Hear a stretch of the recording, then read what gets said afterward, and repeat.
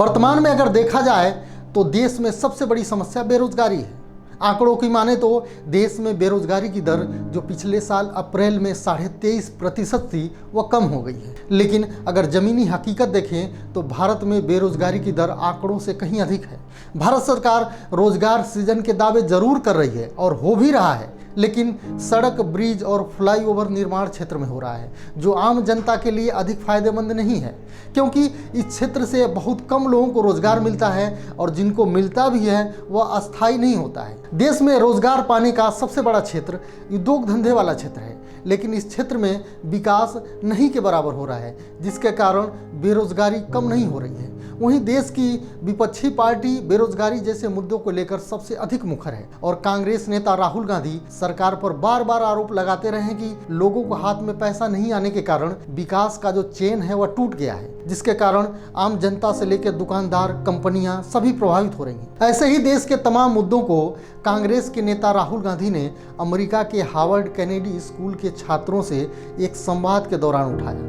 Online संवाद में जब राहुल गांधी से यह पूछा गया कि यदि वे देश के प्रधानमंत्री बनते हैं तो उनकी पहली प्राथमिकता क्या होगी, तो राहुल गांधी ने कहा कि यदि वह देश के प्रधानमंत्री बनते हैं तो वह मोदी सरकार की विकास केंद्रित नीतियों की तुलना में रोजगार के अवसर पैदा करने वाली नीतियों पर सबसे अधिक ध्यान देंगे। राहुल ने कहा कि मैं सिर्फ विकास केंद्रित आइडिया से रोजगार केंद्रित आइडिया की ओर बढ़ूंगा।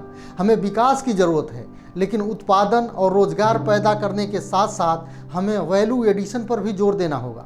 इस ऑनलाइन संवाद के दौरान जब राहुल गांधी से पूछा गया कि यदि वे भारत के प्रधानमंत्री बनते हैं तो नीतियां बनाते समय वे किस चीज़ को प्राथमिकता देंगे, तो इसके जवाब में राहुल गांधी ने कहा कि वर्तमान में अगर भारत की ग्रोथ को देखें तो हमारी ग्रोथ और रोजगार निर्माण के बीच जैसा संबंध होना चाहिए वैसा नहीं है, जबकि इस मामले में चीन भारत से काफ़ी आगे है। मैं अभी तक किसी ऐसे चीनी नेता से नहीं मिला जो रोजगार के सृजन को समस्या बताता हो। इसलिए यदि मेरे यहाँ रोजगार ही नहीं हो तो मेरी दिलचस्पी 9% की आर्थिक विकास दर में नहीं है। राहुल गांधी ने कहा कि जब देश में कांग्रेस की सरकार थी तब किसान, युवाओं, उद्योगपतियों से देश के विकास से जुड़ा फीडबैक आता रहता था और सरकार उस पर एक्शन लेती रहती थी।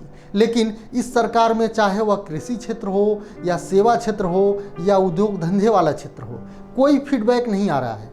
बातचीत के दौरान राहुल गांधी ने असम में बीजेपी नेता की गाड़ी में मिले इलेक्ट्रॉनिक वोटिंग मशीन का भी जिक्र किया और कहा कि बीजेपी नेता की गाड़ी में ईवीएम मिलता है। इसको लेकर लोकल मीडिया कवर करता है, लेकिन इस खबर के बारे में राष्ट्रीय मीडिया में कुछ नहीं बताया जाता है।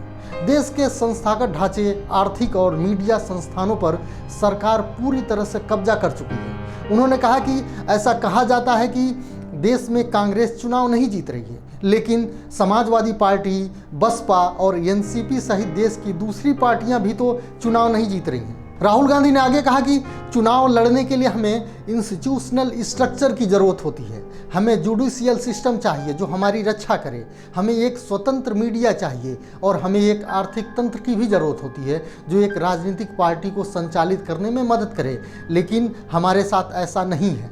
राहुल गांधी ने कहा कि देश के संस्थागत ढांचे पर सरकार पूरी तरह से कब्जा कर चुकी है, जिसके कारण निष्पक्ष राजनीतिक मुकाबला सुनिश्चित करने के लिए जो जिम्मेदार संस्थाएं हैं उपेक्षित सहयोग नहीं कर रही हैं। कांग्रेस नेता ने कहा कि देश की अर्थव्यवस्था को गति देने के लिए अब सिर्फ एक ही विकल्प है और वह है लोगों के हाथों में पैसे दिए जाएं, और इसके लिए कांग्रेस के पास न्याय योजना का विचार है। बहरहाल देश के विकास के कांग्रेस मॉडल को दुनिया के अर्थशास्त्री ही नहीं, सरकार के लोग भी सराहना कर चुके हैं। इसका उदाहरण सरकार द्वारा कांग्रेस की 20 से अधिक योजनाओं का नाम बदलकर दोबारा लागू करने में दिख जाता है। लेकिन फिर यदि देश की जनता 2 चुनावों में कांग्रेस को नकार चुकी है तो राहुल को कांग्रेस की पूर्ववर्ती सरकार की नीतियों को जन जन तक पहुंचाने के बारे में गंभीरता से सोचना होगा। नहीं तो देश का मंच हो या अंतर्राष्ट्रीय मंच, राहुल की इन बातों पर देश की जनता पर कोई असर नहीं पड़ेगा। यह वीडियो आपको कैसा लगा हमें कमेंट कर जरूर बताएं और वीडियो को लाइक, शेयर और चैनल को सब्सक्राइब करें।